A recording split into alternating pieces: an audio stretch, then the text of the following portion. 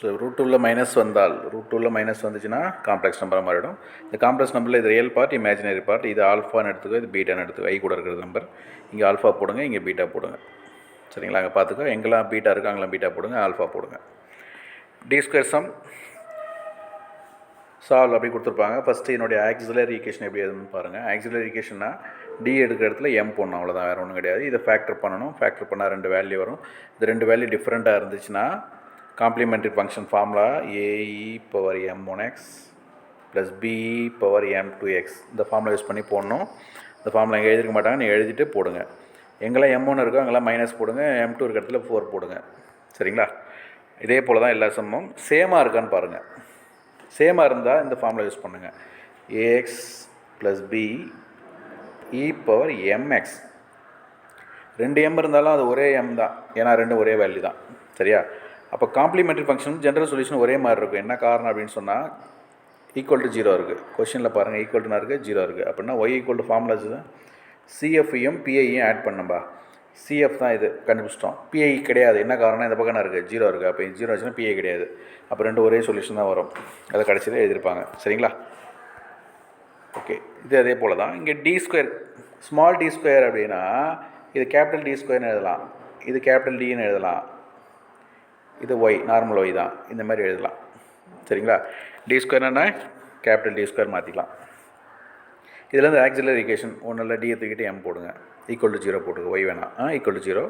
இது ஃபேக்டர் பண்ணுங்கள், தெரியலாம் விட்டுருங்க. இதுமாரி போடக்கூடாது. ஃபேக்டர் பண்ணுறது உனக்கு எப்படி தெரியும், உனக்கு அந்தமாரி போடுங்க. இந்த ஃபேக்டரேஷன் பிரச்சனை என்னென்னா, உனக்கு இந்தமாரி ரூட் 2ல் மைனஸ் வரும்.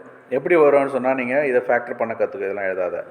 ஃபார்முலா ஒன்று தெரியும், x ஈக்குவல் டு 10th பார்த்தீங்க minus b plus or minus root of b square minus 4ac/2a அப்படின்னு போட்டிங்க. நீங்கள் அந்த ஃபார்முலா யூஸ் பண்ணி நீங்கள் போடணும். சரி? அப்போ தான் இந்த வேல்யூ வரும். 2 + r - i 2 + r - i இங்கே இருக்கிற ஆல்ஃபா, இது பீட்டா. பீட்டா இருக்கிற இடத்துல என்ன இருக்குது? 1 இருக்குன்னு அர்த்தம். பீட்டா வந்து 1. அப்போ இந்த ஃபார்முலா யூஸ் பண்ணிக்கோ. இந்த formula e⁻αx a cos beta என்ன இருக்கிற இடத்துல என்ன இருக்குது? 1. பீட்டா இருக்கிற இடத்துல என்ன இருக்குது? 1. அவ்வளோதான். ஸோ y ஈக்குவல் டு அதே தான் வரும், சிஎஃப் தான். ஏன்னா பிஐ கிடையாது. கொஷனில் பாருங்கள், கொஷனில் பார்த்தோன்னா ஈக்குவல் டு 0 இருக்குது, அதனால் பிஐ கிடையாது. ஓகே, ஸோ இந்த சம் பொறுத்த வரைக்கும் இதை ஃபேக்டர் பண்ணணும். ஃபேக்டர் பண்ணால் நீங்கள் ஃபார்முலா யூஸ் பண்ண, இது யூஸ் பண்ணாதீங்க. இந்தமாரி காம்ப்ளெக்ஸ் நம்பர் வரும், இதில் ஆல்ஃபா, இது பீட்டான்னு வச்சுக்கோ. சால்வ் பண்ணுங்கள். இதுலேயும் பிஐ கிடையாது, ஈக்குவேஷன் அதே தான், ஈக்குவல் டு 0 இருக்கிறதால. இதில் இது டி ஸ்கொயர், இது ஃபேக்டர் பண்ணிங்கன்னா ரூட் -16 வரும். ரூட் -16 4i வரும். ஆல்ஃபா வந்து 0, பீட்டா வந்து 4. இதே போல் தான் இதில் பார்த்தீங்கன்னா இந்த பக்கம் ஈக்குவல் டு வேல்யூ இருக்குது, e⁻2x இருக்குது. கண்டிப்பாக இதுக்கு பிஐ உண்டு. சிஎஃப் கண்டுபிடிச்சிடலாம் ஈஸியாக. இது நார்மல் ஃபேக்டர் பண்ணுங்கள், இந்த மாதிரி 2 வேல்யூ கிடைக்கும். சரியா? இதை ஃபேக்டர் பண்ணிவிடுங்க.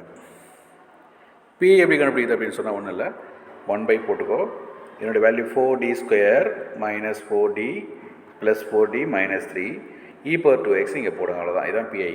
என்ன சார் பண்ணணும்? அடுத்த ஸ்டெப்பு, எக்ஸு கூட என்ன இருக்குது? 2 இருக்கா? அந்த 2வை தூக்கிட்டு போயிட்டு டிக்கு பதிலாக போடுங்க, இவ்வளோதான். பிஐ ரொம்ப ஈஸியாக இருக்கும். நீங்கள் போட்டிங்கன்னா என்ன வருது அப்படின்னு பார்த்தீங்கன்னா 1/21 வருது, அவ்வளோதான். இதுதான் பிஐ.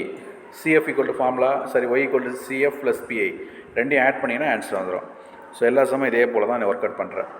சரிங்களா? ஸோ இதில் நார்மல் ஈக்குவல் டு 0 இருக்குது, ஈக்குவல் டு 0 இருக்குது.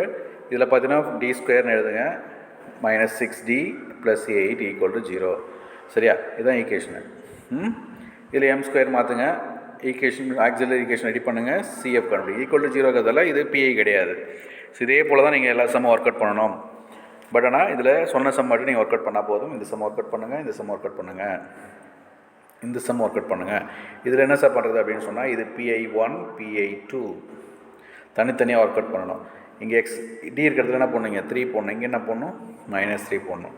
இப்போ ஃபார்முலா எப்படி சார் இது? CF + PI1 + PI2 இவ்வளோதான். ஸோ ஒரே டிஃப்ரெண்ட் தான். ஸோ எந்த சம் உனக்கு வருதோ பாருங்கள், அந்த சம் கொண்டு ஒர்க் அவுட் பண்ணுங்கள். சப்போஸ் ஒரு சில டைமில் பவர் இங்கே 2x போடும்போது இங்கே 0 வந்துச்சுன்னு சொன்னால் அடுத்த மெத்தட் இது. ஸோ அதை நெக்ஸ்ட் கிளாஸில் பார்க்கலாம். இதில் ஒரு சில சம் அதேமாரி வரும். எந்த சம் வருதோ அதை விட்டுருங்க, மற்ற எல்லா சம்மையும் ஒர்க் அவுட் பண்ணி எனக்கு அனுப்புங்க. சரிங்களா? ஸோ இன்றைக்கி பார்த்து நம்ம differential equation, second order differential equation, second order பற்றி பார்த்தோம். அதில் ஆக்சிலரி ஈக்குவேஷன் என்னன்னு சொல்லியிருக்கோம். ஸோ டி இருக்கிறதுல m போடணும். சரியா? காம்ப்ளிமெண்ட்ரி ஃபங்க்ஷன் அப்படின்னா 3 மெத்தட் இருக்குது. அந்த 3 மெத்தட் யூஸ் பண்ணி போடுறீங்க. அடுத்து பர்டிகுலர் இன்டர்வல் உனக்கு ஒர்க் அவுட் பண்ண சொன்னால் 1/, போட்டு அங்கே என்ன இருக்குது அதை என்ட்ரி பண்ணி power 2x 3x என்ட்ரி பண்ணி ஒர்க் அவுட் பண்ண சொன்னேன்.